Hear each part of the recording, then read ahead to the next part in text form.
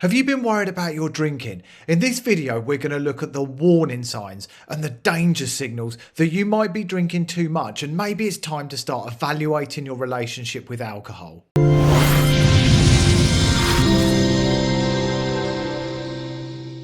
I'm Simon Chappell, a certified sobriety coach, and my YouTube channel is all about helping people master sobriety and change their life. And one thing that was a huge struggle for me when I was drinking, and I used to drink between 1 and 3 bottles of red wine every single day, was that I would spend so much time thinking about drinking. My mental bandwidth was completely clogged up with thoughts about alcohol. I used thoughts about alcohol to distract myself from difficult situations and to move myself away from any kind of tough emotion that might come up. So spend a moment to consider how much time you spend thinking about alcohol, looking forward to it, fantasizing about it, because that can be a sure sign that it might be time to start reevaluating your relationship with drinking. Now, how often do you put alcohol in front of the important things in your life? For me, I was putting wine in front of my son, my wife, my career, and my health. And that's just to name a few things. How often do you do that? If you're putting alcohol in front of the important things in your life, then again, it's another warning sign that you should pay some serious attention to.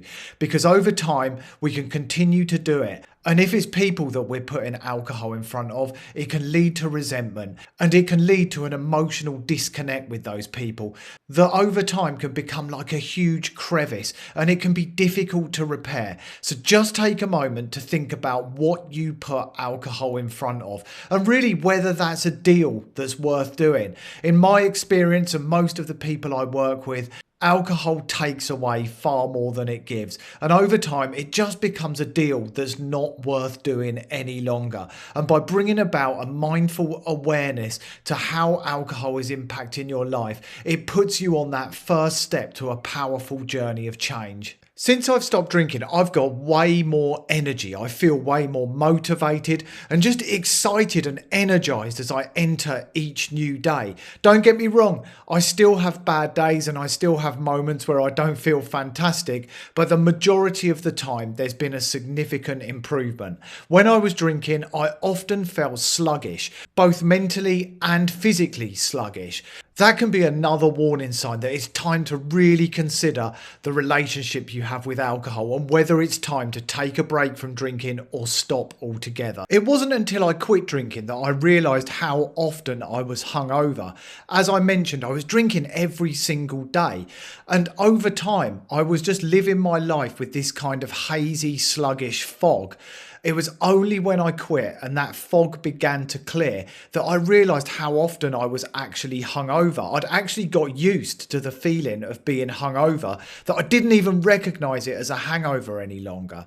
So how often are you hungover? The more of the time we're spending in that foggy place, maybe with low-level headaches and just a kind of flat feeling most of the time, the more that we're probably in that constant hangover state. I'd invite you to take a break from drinking and notice what happens. Notice how that fog clears, and that is the gateway to feeling more energized and feeling super motivated and reclaiming a huge and powerful part of your life. But if you're finding yourself hungover often, that's another warning sign that we should pay attention to. Now, I could write a book about the regrettable behavior, the embarrassing things that I did, the dangerous episodes that could have cost me my life from when I was drinking. It was a regular occurrence.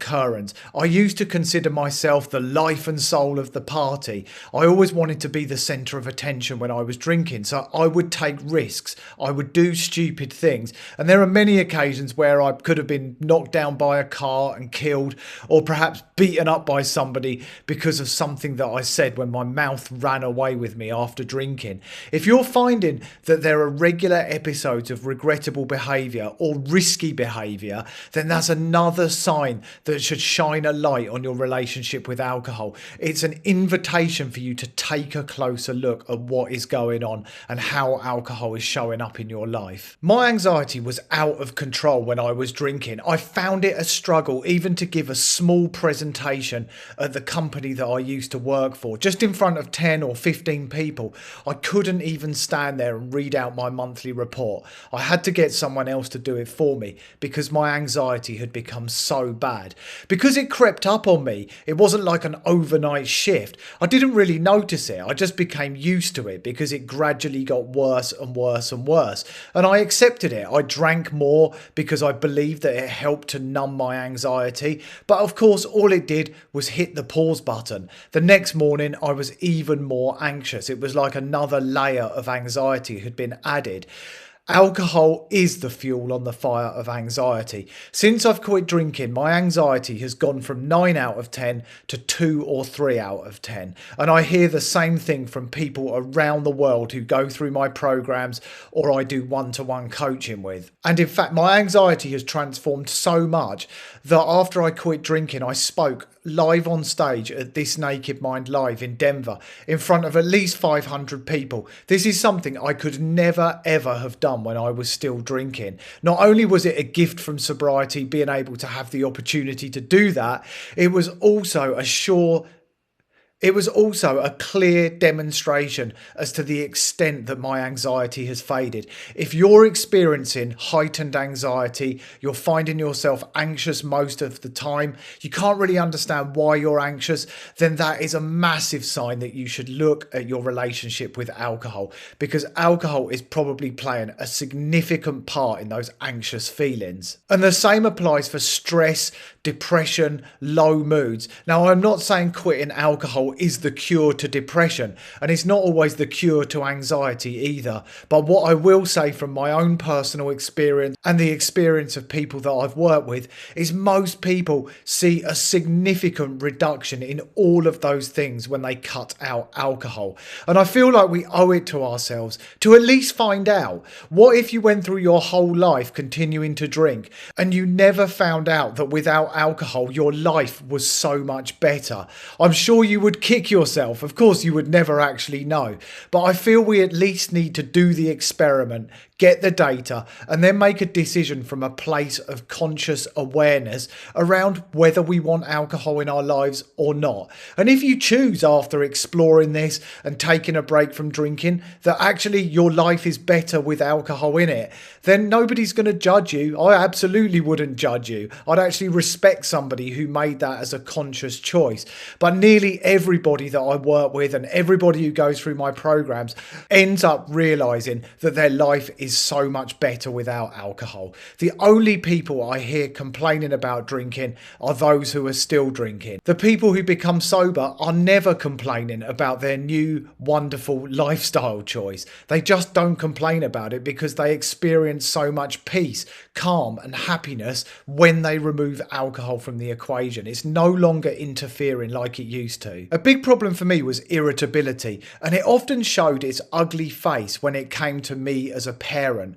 I would often be snappy with my son. I would get really irritable, often for no particular reason. I don't think he felt truly safe around me because he didn't know what version of me he was going to get. And I think he held back from sharing a lot of things that were really important to him because he was just unsure. He wasn't sure whether I was going to snap at him, whether I was going to become grumpy, or whether I was going to get moody. He just didn't know what version of his dad was going to be available at any given time. And of course, that was all dictated by alcohol and my relationship with alcohol. So if you're somebody who finds themselves getting irritable really easily, maybe you have angry outbursts, that's another invitation to take a closer look at this relationship. Do you really want to give alcohol the ability to control your emotions, to control your mood swings, and to allow you not to show up in the world as the best parent you can be, the best partner you can be, the best work colleague that you can be, or the best friend you can be?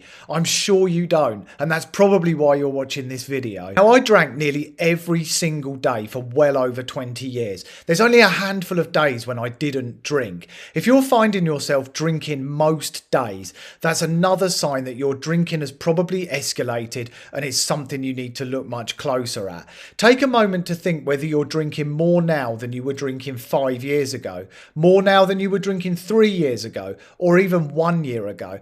I imagine that your drinking has probably increased. And if you find yourself comparing your drinking behaviour to your friends or to your work colleagues or even to members of your family or your partner to try and soothe yourself and convince yourself that you don't have a problem, that's another sure sign. This is something called confirmation bias, where we seek out the information that we want to hear. Well, this journey, if you choose to start moving forward on it, is one of trying to make what feels uncomfortable at the moment become comfortable. And you absolutely can do that. And it starts with acknowledging and bringing an awareness to the behaviours that are having a negative impact on your life. If you continue comparing yourself and convincing yourself that you don't have a problem because your friend drinks more than you, then alcohol is going to keep you well and truly stuck. Whereas if you can acknowledge that this isn't about anybody else, this is about you, this is about the impact that alcohol is having on your life, and this is about you making a wonderful and powerful, empowering life choice that is going to transform your life in so many unimaginable and positive ways. When I was at the height of my drinking, the thought of taking a break from alcohol just seemed impossible. Even a 1 week break, I would never have done it. I just couldn't. And it took me a lot of time to educate myself, to get motivated, to feel really excited about stepping into an alcohol-free lifestyle before I was able to do that. I had more day ones than I care to remember, and I barely ever made it past day 2. Thankfully now I'm over 3.5 years alcohol-free, and I know that I'll never drink again. It's a decision that I firmly made. I put a non-negotiable commitment in place that I will never put alcohol in front of my son or my wife, and for me that means never drinking again. So if you find the idea of taking a break from drinking impossible, again, that's another sign. It's a warning sign that alcohol has probably got a grip on you, and it's something you need to explore with greater curiosity. And try not to beat yourself up about this. It doesn't make you a failure. If anything, it makes you somebody who's becoming very aware about their behaviours and somebody who's working on change. The worst thing we can do is go through our entire lives in a state of complete unawareness while alcohol slowly ruins our lives from the inside out. At least now you're bringing an awareness to this and you can start to learn what you need to do about it. And I've got a whole bunch of other videos. I'll share one towards the end of this one that will help you on the next steps, and it will show you exactly what to do if you want to continue exploring this further. Now, my social life used to revolve around alcohol. If we were going to a gig, out with friends, even to the cinema, I had to have a drink, and I would always plan in advance. I would rarely go somewhere socially if there wasn't alcohol available, and I would often check they had the drinks that I want. Now I do the same with alcohol-free drinks and make sure they've got the zero proof options that I enjoy. And if they haven't, it'll be a BYO situation where it's bring your own. I bring my own alcohol-free drinks, and I will often do that if a venue hasn't got the drinks that I enjoy. So if you're finding your social life revolves around alcohol, again, this is another warning sign. It's another signpost for you to take a closer look and ask yourself why alcohol has become so important in your life. Maybe you've got an association that you can't have fun without alcohol. Well, that's a limiting belief, and it's actually untrue. And it's a belief that we pick apart in the video that I'm going to share towards the end of this one. You probably have got limiting beliefs going on. They probably will be holding you back. But if you're open-minded and willing to have your beliefs challenged, then you're going to make a significant amount of progress as you start taking gentle steps into learning about what an alcohol-free life might look like. Now, I could never have just one drink. It was impossible. And if you're the same, then that's another warning sign sign to look out for. There are some people who can just take or leave a drink. They can have one glass, they can make it last for hours. Personally, I don't know how people can do that. A lot of the people I work with are all or nothing.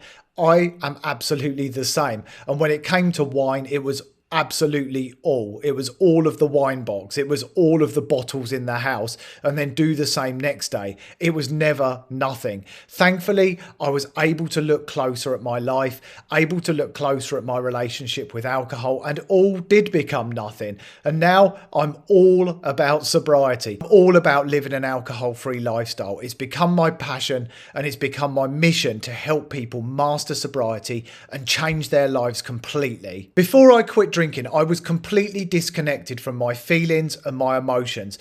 I knew that I got angry at times, and I knew that I felt sad, but I could never pinpoint exactly what was going on. I was completely emotionally shut down, and I'd become disconnected from my wife and close people in my life when it came to sharing my feelings or even knowing what was going on within myself. When I quit alcohol, I became able to start looking inwards. I started to notice how I was feeling, and I started to pay attention to that. When I began to realise how I felt, I became able to meet my needs in a healthy way. And it was a journey of discovery. It took a bit of time. And I often say to people that this journey is not about alcohol. It's about everything that follows after we make the choice to remove alcohol from our lives. And it starts with noticing these warning signs. And a big one for me was that I was using alcohol to numb out from any kind of negative feeling or emotion, to the extent that alcohol had built a brick wall that I could hide away from my feelings and my emotions. I was using it as a coping mechanism. I was using it as a support tool to stop me ever feeling anything painful. Yet those uncomfortable emotions are yet another signpost in our lives. If we feel angry, it means that a boundary's been crossed. If we feel sad, it probably means that we need to connect with someone. We need to find a safe place to talk about our feelings, for example. When we're shutting out those emotions, we're doing ourselves a disservice. So take a moment to consider whether you use alcohol to hide away from uncomfortable emotions and feelings, because that's another big warning sign. Now, I promised I'd share a video with you that will help you learn what to do in terms of exploring this further and educating yourself about an alcohol-free lifestyle. That video is next to me right now. Simply click on the link and you can dive into that straight away. It's a course for anyone who wants to look at their relationship with alcohol. Make sure you subscribe to the YouTube channel. It's a wonderful community, and I will see you again on the next video very, very soon.